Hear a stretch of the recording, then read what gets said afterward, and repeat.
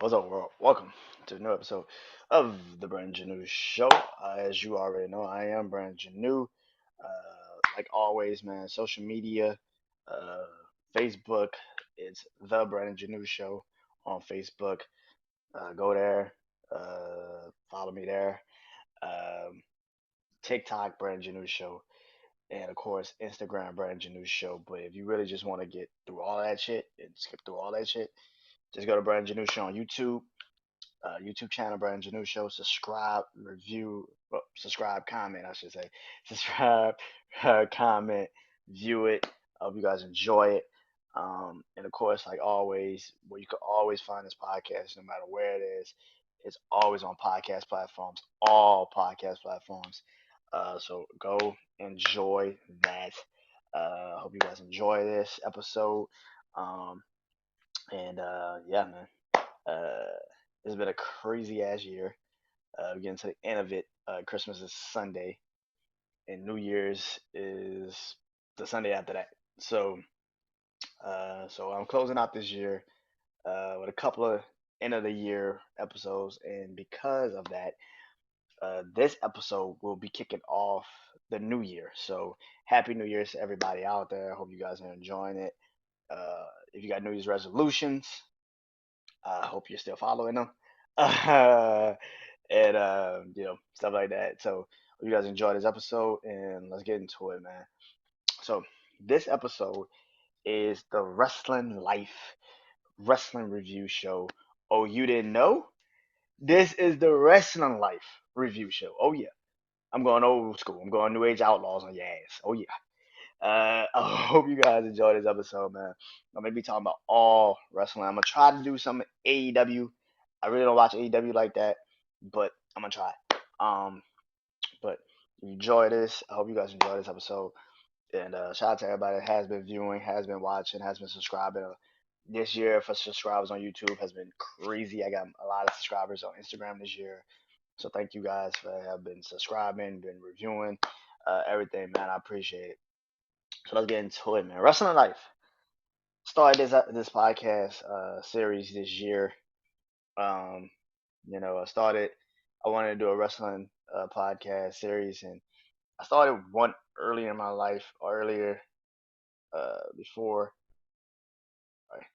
Sorry about that. But I started a podcast series, a wrestling podcast series. Uh, you know, and I just want to get back to it, and I started Wrestling Life, and it's been so much fun. Just doing this podcast series. This is one of the biggest clips I always get when I do drop a wrestling do an episode for my podcast. This is one, including Life of Times for Music, which I will be doing that also. Hopefully tonight, if not, probably tomorrow night sometime. But yeah, so I hope you guys enjoy this. Wrestling Life has been so fun, and of course, 2022. It's crazy to even think 2022 in 300, almost 365 days, wrestling has changed. Like the dynamic of wrestling has changed in just a year. The way it has changed is more importantly, man. It started this year, man. This year has been absolutely nuts. Let's be real. This year, shit has been fucking bananas in wrestling. Um, of course, Roman Reigns, the Bloodline storyline has dominated wrestling for pretty much most of the year. Um, this storyline has taken its own peaks and dips and had these moments, but for the most part, it has been one hell of a storyline. I cannot knock it. No matter how I feel about WWE still keeping the titles on Roman, or even the tag team titles on the Usos, like this storyline has been 100% perfectly orchestrated. It's really good. At the beginning of it, it felt like it was just going to be just a storyline that just to propel Roman Reigns to a larger superstar, which it has. But the work of a Jay Uso, who started this bloodline storyline pretty much with Roman when Roman won a Universal Championship, the first person he ever defended, well, second person he ever defended that title against. The first person was Braun Strowman. The second person was Jey Uso. That was the first real rivalry he had for the Universal title. But him beating, but him making Jay join the storyline, join the bloodline almost what 2 years ago. It's crazy to sit here now and say this storyline has not lost its steam. It has not lost its stamina. It's actually gotten better, and it's like I said, it's had its moments. When the storyline kind of got a little bit too stale, but it would not have worked so well if the honorary Oos did not join this storyline, and that is Sammy motherfucking Zayn, Sammy Uso, should I say? This has been a pretty interesting storyline, a pretty interesting build between Roman, the Usos, um, and Sammy. You know, this has been a hell of a build, and then you add in a Solo Sakura, who was in NXT, doing his thing in NXT, actually won the NXT North American Championship and had to relinquish it. So it's just like this is how WWE looks right now, and that storyline is built into itself, and it's such a great storyline. We all know how this is going to end between Roman and well, the Bloodline versus and Sammy. The question is when they're going to pull a trigger. Is it going to happen after the December 30th match between Roman Sammy versus Kevin Owens and John Cena, or will it happen actually after the match? So it's just a very interesting situation. Another thing I think that WWE is going to probably do with this storyline is probably get Roman a pin. Roman's going to get pinned eventually. I don't know when, but you can't wait till WrestleMania to do it. I think that because then it's just like, yeah, it's believable, but it's also just running its course. And it's like he should have lost a couple times. He should have been pinned a couple times. But this is gonna be pretty interesting to say the least. The Bloodline storyline, man, for 2 years has been incredible, and I think 2022 was its best year of a storyline. This was the best fucking year. You added two new people. You made the Bloodline actually stronger, which I didn't think could ever happen. You didn't like Roman and the Usos are already pretty fucking dominant. I mean, look at their careers. But to have now they're to have you know, the Usos' little brother in there and now Sammy too. It's just like good God, like, and you still have the greatest manager to me, the greatest manager in WWE history, in wrestling history, Paul Heyman. You have the greatest manager of all time. You know, either he's an advocate or he's the special counsel. He's one of the greatest managers I think we've ever had in wrestling history, and Paul Heyman. And so it just makes it even fucking better. It's just this storyline. I don't know how they're gonna literally tear this bloodline down. I don't have a clue how you're gonna do it. I know Sammy's not gonna be in it, but for the four other members, Roman, the Usos, Solo, I don't know how you're gonna tear this storyline down because for 2.5 years, damn near, going on 3 years, this has been the most dominant storyline for WWE, and they have crafted it pretty fucking well, which is kind of hard to believe when you think about it that Vince McMahon was the one person that started this shit with them. It's kind of interesting to see how this storyline has progressed since he's left. So yeah, this storyline is pretty great, and it's still going to be one of the greatest storylines going into WrestleMania and even after WrestleMania. Because to me personally, Roman is still going to probably have one of those titles. I'm assuming, and if that is the case, then you can continue to build this storyline until at least SummerSlam when he probably loses again, or maybe even to the next WrestleMania. He can have the Universal Championship for a good bit. I can see him losing and dropping it at SummerSlam because I can't see him dropping it at WrestleMania. I can see him losing the WWE Championship. That's a little different because he would have had that title for a year. But if you actually made him drop the title if Roman kept the title after the Universal title after WrestleMania, that's 3 years. He's been a Universal Champion for 3 fucking years, so that is different. But yeah, I think the Bloodline story is still one of the best storylines of 2022, and it's going to continue to be a storyline going into the next year because I just don't see it really the wheels falling the fuck off. I just don't see it falling off like a dramatic fall off. Like I don't see it like it's gotta crumble slowly because the build of it. was kind of slow. Like outside of Roman and Jay, Jimmy didn't come into the picture until late. Solo and Sammy just got into the picture this recent year. So it's just like they gotta really crush the storyline slow because you gotta build other stars out of the storyline. Like Sammy's built right now. Like Kevin Owens is built right now. Like Solo is starting to get his rise now. You have to build other superstars still with the storyline. As long as it still got steam, you need to start putting guys and girls maybe into this storyline that can actually build it better. Like if like let's say Sammy leaves, but Tamina joins it, which is their cousin too. Tamina is the Usos and Roman and Solo's cousin. What if she joins the storyline? What if Naomi comes back and she joins them because she's married to Jimmy? What if she joins them? Now you got two women who are dominant as fuck that can actually go out there and win the women's tag team titles. Now you got Roman with the Universal, the tag team titles. I'm still gonna probably be with the Usos, and maybe Solo Sikoa finds a way and wins a title. So it's a lot of things. I don't know. Or maybe do you expand it and you say, you know what, Solo Sikoa, you go to Raw, even though you're not part of in the Usos, you go back and forth because you're the tag team champions. You go any show, but Roman has to be on SmackDown. So Solo Sikoa is on Raw, but the Usos are always there on Raw with him. So it's just like I don't know how that is something that I think it would be pretty interesting to see. But yeah, I think the Bloodline storyline of 2022 is still one of the greatest storylines since in its 2 years. You're pumping this storyline for 2 years of content, and they still finding a way to get it done. And that is kind of obvious, man. That storyline is going to be one of the most, and that's probably why I think a lot of people love the storyline because for 2 years they found a way to make this storyline actually still matter. And we all know WWE finds a way to fuck up some shit.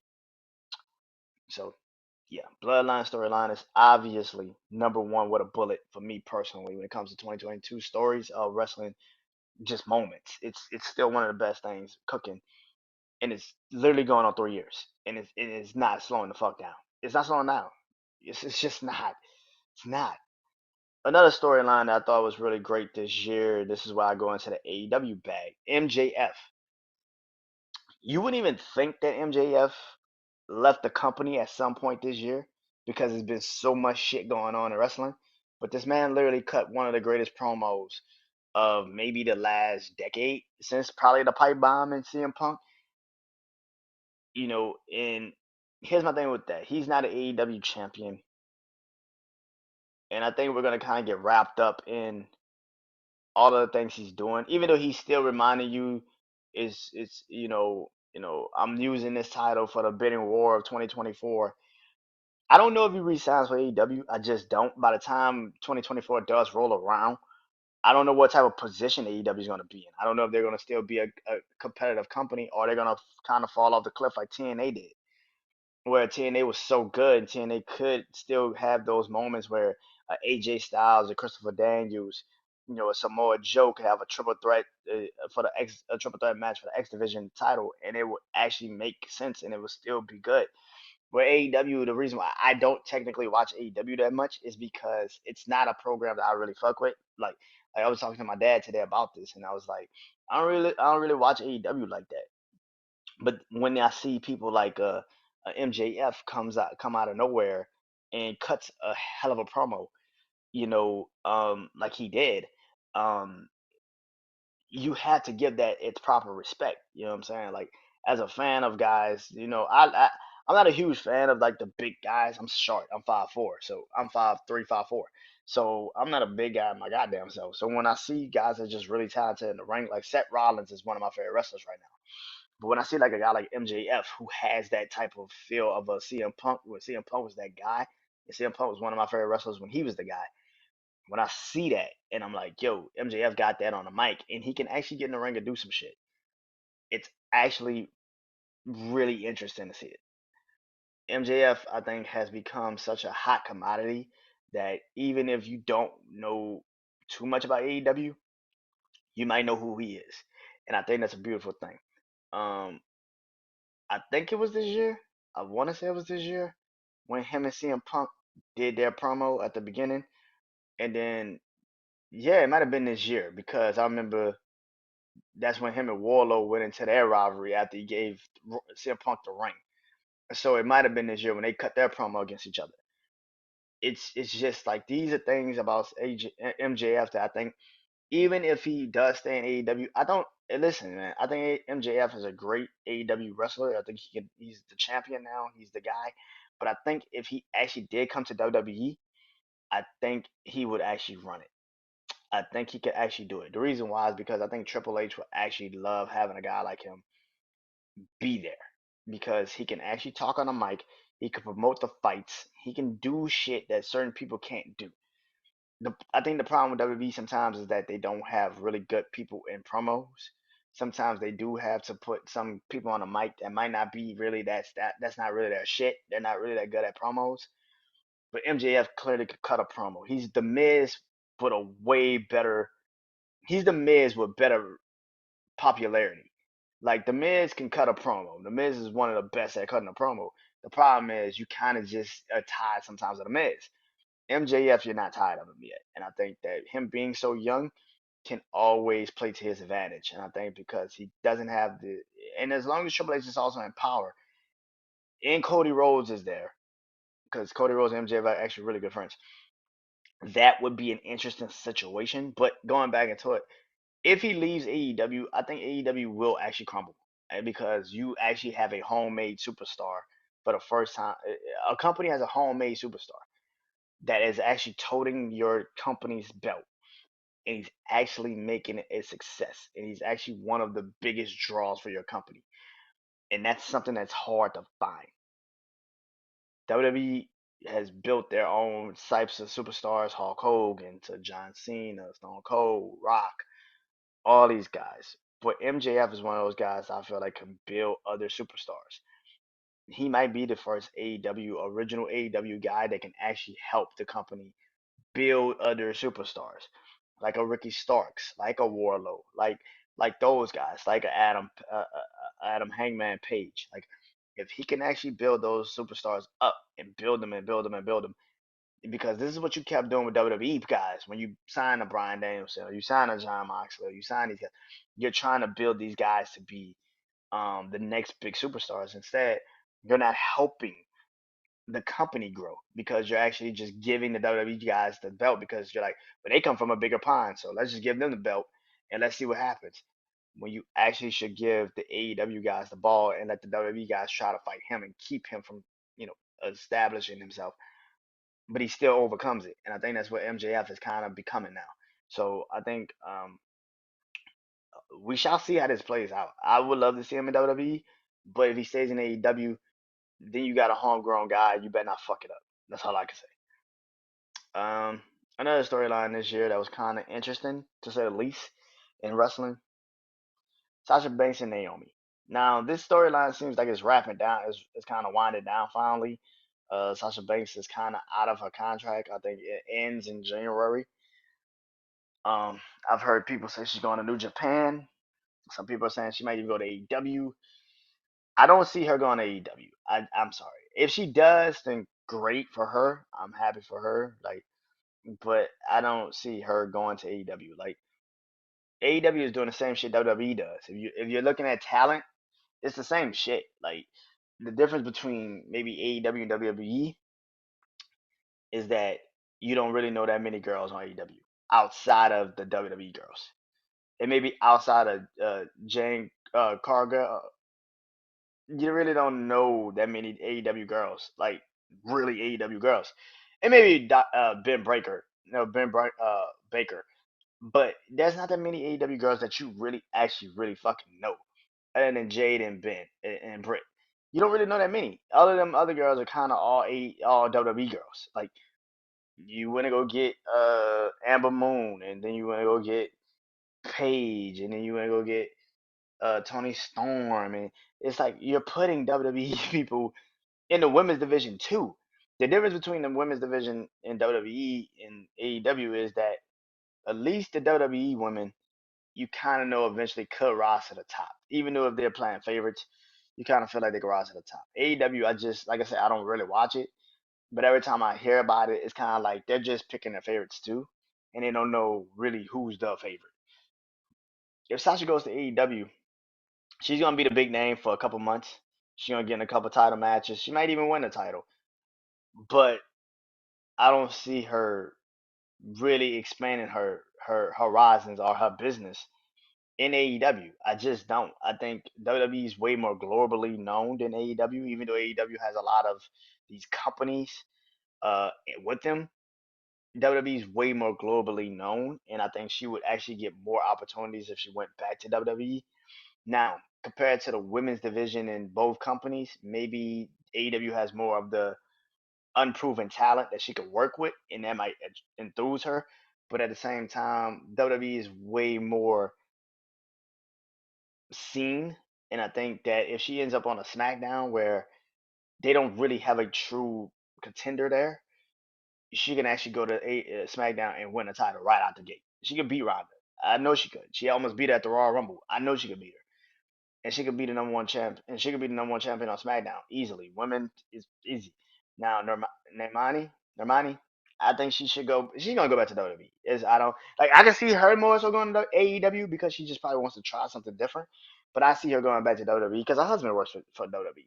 Like, and he's in the biggest storyline of the entire fucking wrestling world. Like, so like I said, she can go back to WWE and be part of the Bloodline storyline. And now she in hell, her and Sasha go back and kind of be together in the Bloodline because she's officiated. She's in by proxy.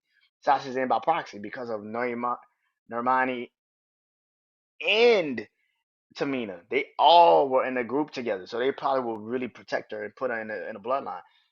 So you would probably have a different type of look of the Bloodline if you could. So I feel like with that, it's kind of the thing. I wish they would. I hope both of those women go back to WWE. But at the same time, if they end up in AEW, I guess I would support them regardless. But it'd be hard to watch AEW. I'm just to be honest. I love them, but it'd be hard. It'd be fucking hard, man. It'd be hard, man. I'm sorry. It'd just be hard. Another storyline that has happened this year. Where do I want to go with this? Lord, Lord, Lord, so many. Do I go with the brawl out at Fallout, or do I go with the changing of the guard in WWE? How about this? The returns. WWE is clearly going through a change, and in that change, they're bringing back a lot of returning WWE superstars. Now, last uh, yes Tuesday. So last last night, last night it was last night it was Bronson Reed. Bronson Reed came back. Uh, who was killing it in WWE before. He was a great NXT competitor. Um, and I want to see what he's gonna do at WWE. I hope Triple H doesn't pair him with the Miz too long. I hope he goes off and does his own shit. But being kind of like the Miz's lackey, it has his moments, and then it kind of like fades the fuck out. So that's why I'm like, I hope he just like is affiliated with him, but he's like, I stand on my own 2 feet. I do this shit by myself. Like if the Miz need me, like the Shield. Like I was watching a clip of Seth Rollins talk about how when the Shield got to WWE, they were supposed to be kind of like CM Punk's bodyguards, but they got so red hot out the gate that they had to move them. I hope Bronson Reed actually gets really hot really fast and gets the fuck out the mid situation. That kind of derailed Tommaso Ciampa too. When it comes to this, Bronson Reed is back, but it just is one of the latest of WWE returns that has happened. You had a Karrion Cross come back, who I've said numerous times on numerous episodes. If you've seen my Wrestling Life episodes, Karrion Cross was a dominant fucking NXT champion.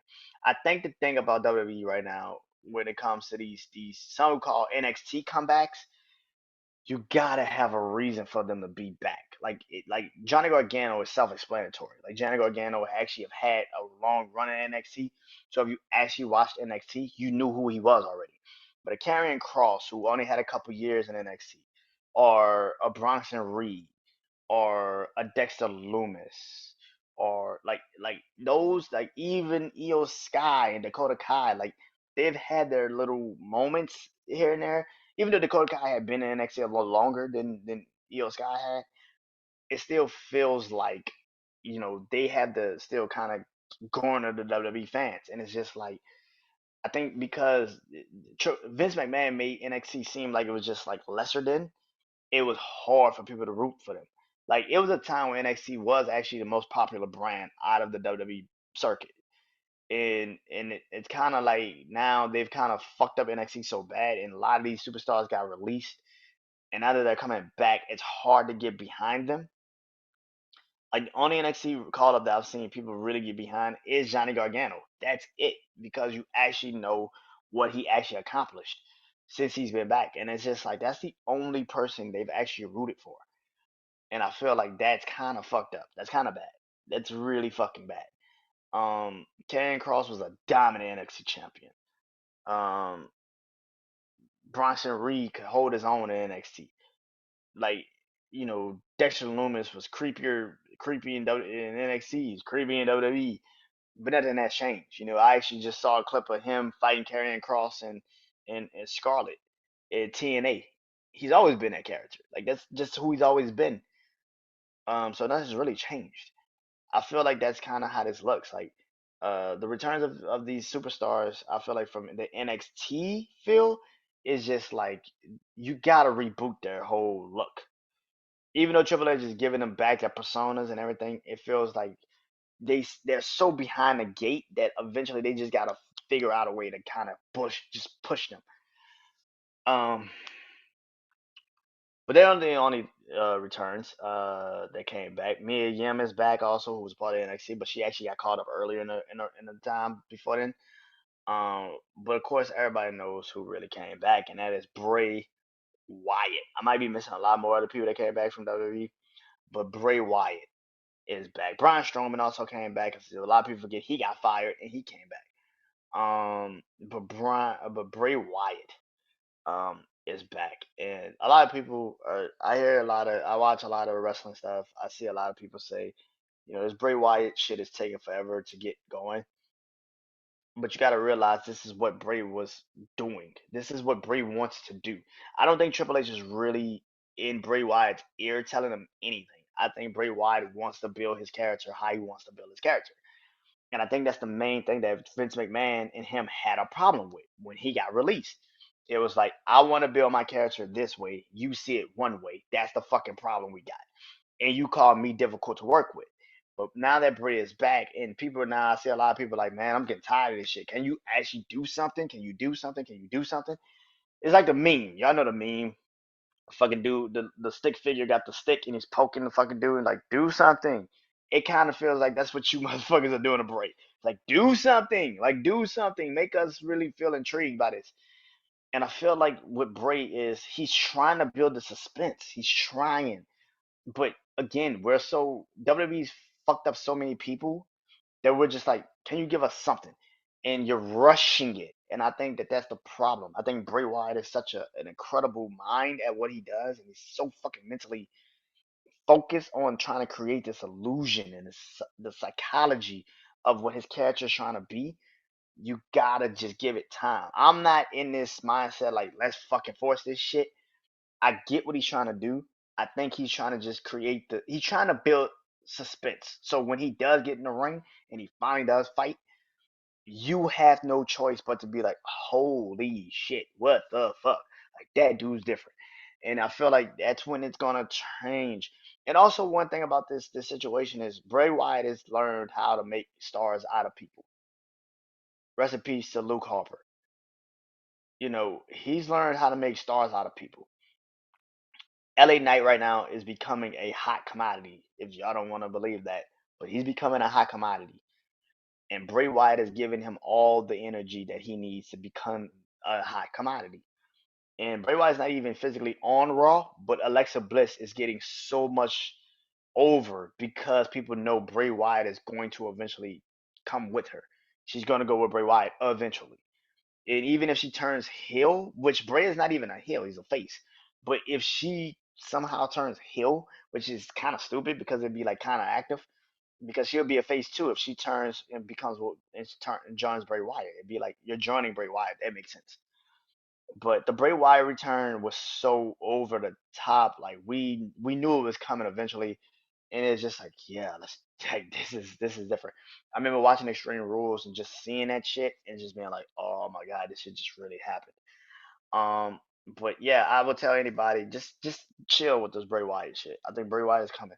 Another person that returned in 2023 that technically left the company and came back to the company. If you know anything I'm about to say, is this: the American Nightmare, Cody Rhodes. Cody Rhodes came back to WWE after literally building AEW to kind of destroy WWE, and he ends up in WWE. Fights at WrestleMania against Seth Rollins, which is one of my favorite matches of the year. Um, and the American Nightmare is definitely on my list of wrestlers of the 2022. That episode actually is coming out tomorrow night, so go listen to that. Well, we'll already be out by the time this episode does drop, so go listen to it to refresh yourself. Um, but Cody Rhodes coming back to WWE was such a massive thing, and we all knew he was coming back. We all knew he was going to fight Seth Rollins, but it still doesn't take away the suspense and just the excitement of watching him back in WWE. Man, it was so incredible, and yeah, man, Cody Rhodes being back in WWE is such a different type of level because now you have another chess piece to play with when you do decide to take the belts off of Roman Reigns. Or he could be the person to take the belt off of Roman Reigns. It's so many ways you can go with this. And I think Cody Rhodes is one of the best examples of the guy that was the forgotten son in his previous times in WWE and even in AEW, but now is the 100% quintessential best option for a run in WWE after Roman Reigns. That's not that many people you could physically say is the best option. Not that many. So, congratulations, welcome back to Cody Rhodes. Can't wait to see if he does appear in the Royal Rumble. That'd be pretty dope. Um, Now CM Punk. Like I said a couple minutes ago, um, CM Punk, the 2011 run of CM Punk, 2011, 2012 run of CM Punk, to me, highly regards like a decade ago was one of the greatest fucking runs a wrestler's ever had in years. I've never seen a wrestler get hot on their own like that. Like I've never seen it in my time. I've never seen where the stars just did not align for him to be the superstar, but he became it, and people just rallied behind him so much, so fast that WWE had no choice but to just put the belt on him and see how far it could go. He made himself a superstar.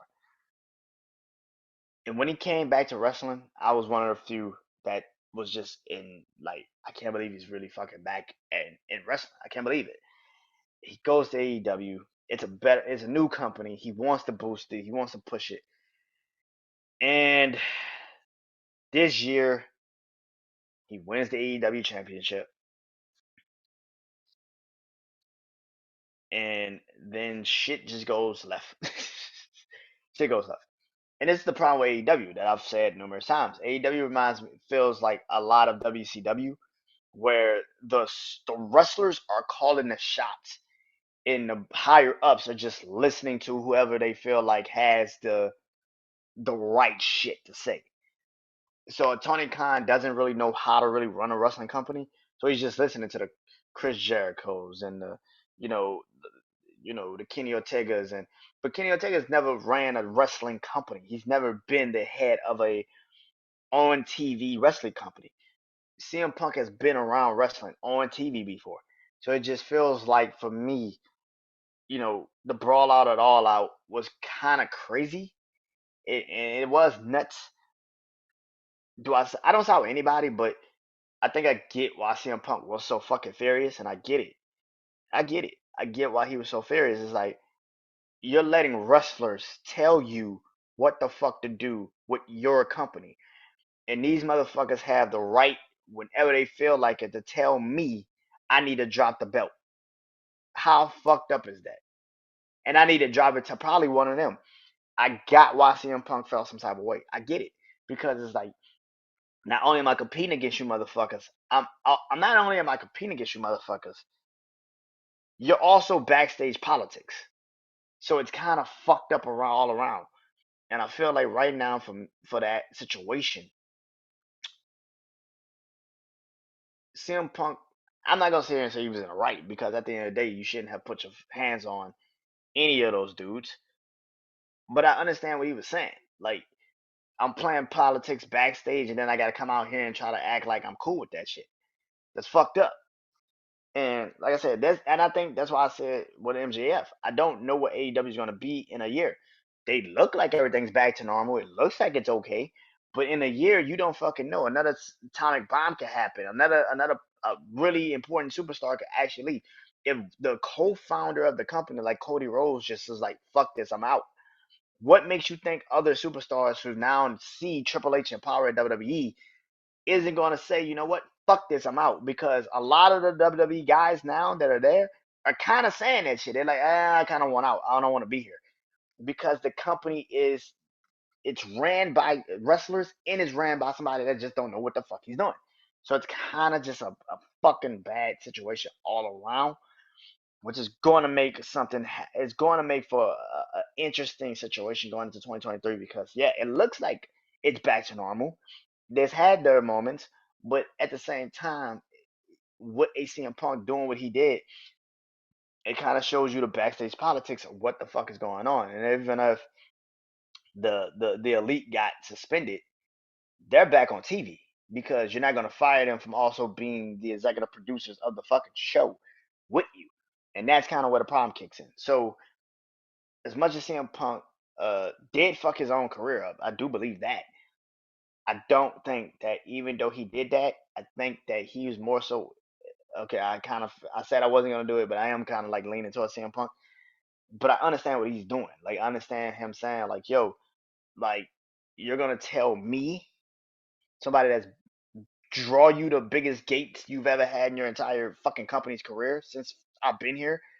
I'm drawing $1 million gates, and you're sitting here telling me that people that I know damn well that don't know shit about being on TV, drawing people, bringing people.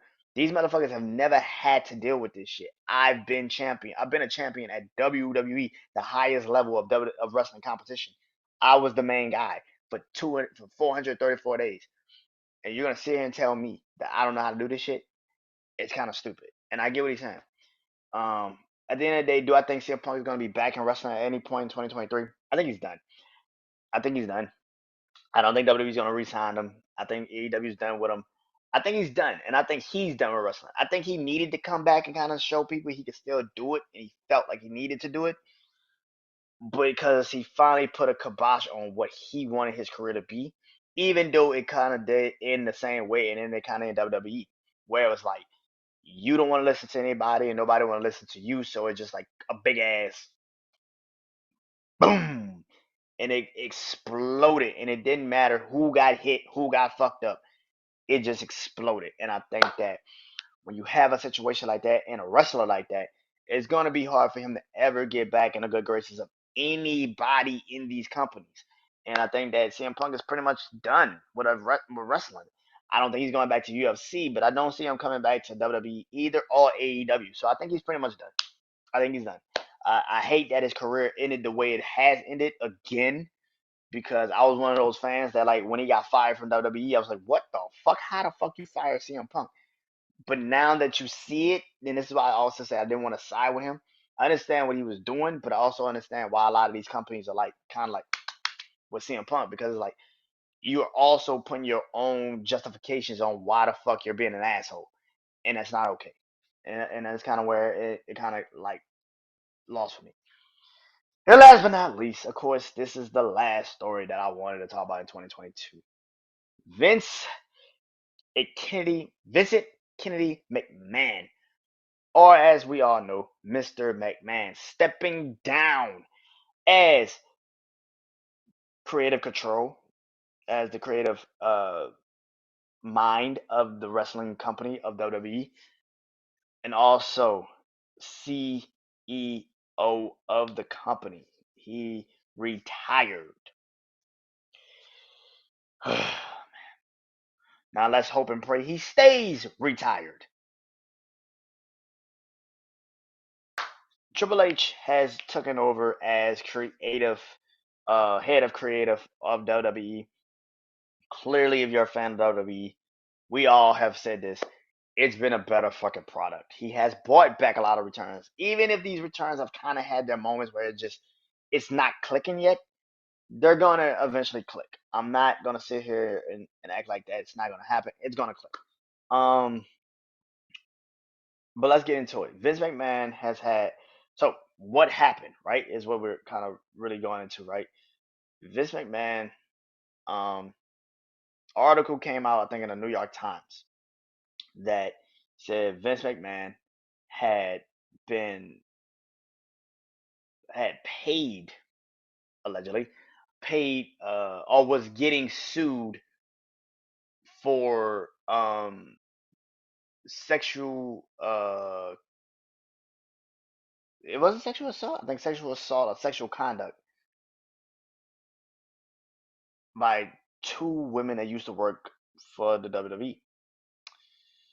Well, one woman was a ref, I think, and the other one was a masseuse, but he got sued for that, and the more he felt like so he retired because of that. A lot of the accusations started coming out. A lot of more stuff started happening around that time around him, and the company. He just got to the point where it was just like, okay, it's getting too much. I'm going to take a bow. I'm going to retire. He leaves the company, and Triple H, who at the time had just retired from wrestling because of his health conditions and his situation with his health, he can't wrestle anymore. He retired, and he's thrust back into the WWE life, and now he's the head of not just creative of WWE Raw SmackDown. He's the overseer of all WWE creations. So, with that being said, um, Triple H is now the head of creative of these companies, and it's kind of interesting to see WWE this way because, like I said, with Vince in power, AEW had the market cornered. Like AEW could do no wrong in a lot of people's eyes. I would still watch WWE over AEW at that time, but even I would be like, WWE is just so fucking bad. It's not good. It's not getting better. So when Vince kind of had to step down and he retired, I was so happy. I'm not gonna lie, I was happy. Triple H taking over. I saw what Triple H did with NXT, the superstars he brought in, the matches he was able to create, the matches that he was able to get over, the people he was able to get over, the title matches, the moments, the belief that people had for NXT was through the fucking roof. Like I said, he made NXT actually the best brand of WWE for like 2017 to like 2019. Like he made fuck, I can't even say that. It might be like 2015, like 2018, 2019, until he had his heart attack. Like he until fuck probably even a pandemic. Like he had WWE on a lock with NXT. He could not do no wrong. And I feel like um him being a creative mind that he is and being a wrestler, he knows what a lot of these wrestlers want to do. Now, Vince retiring was, yes, a big, huge situation for a lot of people. But now that Vince is trying to come back, excuse me about that. But now that Vince is trying to come back to the company, he's trying to get his positions back. This is the dilemma that WWE's in because he still owns a very large share of the stocks of the company. He can actually come back if he wants to. The problem is the board has to vote on him 100% unanimously to vote on him to come back as the guy, as the man in charge. And I don't think the board would do that because even though Triple H is, you can have their moment. He's had his moments sometimes with the company where the viewership and stuff might not be great, but the talent is more happy. The people that are working there are actually happy. And I think that that plays along with the stock market that they do have people that buy stocks into WWE. If Vince does take the company back, I can actually see the stocks falling, and the company kind of losing interest real fast. not just from the stock market of WWE, but from the talent of WWE. There's gonna be a lot of talent that already was kind of like not trusting Vince with the creativeness, because when you hear people say he wouldn't even tell you what the fuck you were doing until maybe an hour before the show, and not even probably even then. He'd probably come back there 30 minutes before the show and be like, "Hey, you're doing this tonight." The fuck? Like that is not good when you are running a fucking wrestling company. I need to know what the fuck I am doing. And I think that is the thing about WWE. At the end of the day, if Vince stays out the company, it actually helps everybody. And I think that WWE, even though Vince does have the controlling shares of this, and it might be hard for them to even sell the company because Vince owns so much of a percentage still, I think WWE is in a better place. And now that Vince is gone, and if Vince, I think Vince is, even though he's an egotistical son of a bitch, we all know Vince is egotistical. I think that he will actually understand that his presence isn't needed anymore.